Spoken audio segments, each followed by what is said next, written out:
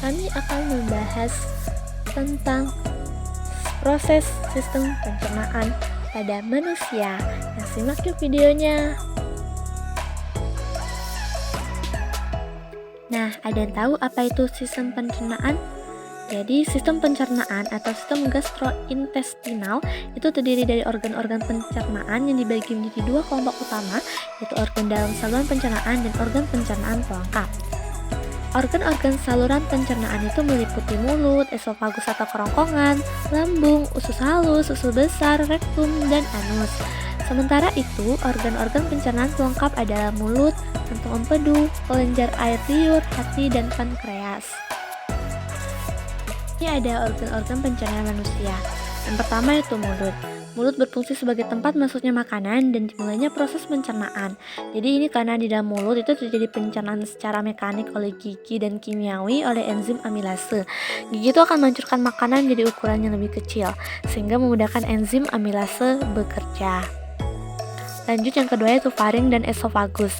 Jadi tenggorokan atau faring itu merupakan saluran pencernaan yang menghubungkan rongga mulut ke kerongkongan esofagus.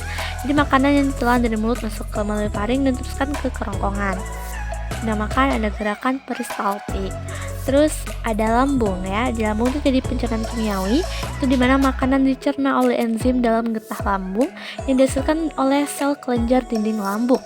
Jadi getah lambung itu terdiri dari pepsin, asam klorida atau HCl. Ada yang tahu fungsi lambung itu untuk apa? Jadi mencerna protein, menyimpan makanan, menghentikan mikroorganisme berbahaya di lambung. Terus ada pankreas, hati, dan empedu. Hati itu organ pelengkap dalam sistem pencernaan, itu akan membentuk cairan empedu, diperlukan dalam proses pencernaan lemak. Empedu itu akan ditampung di kantung empedu sebelum digunakan di usus halus.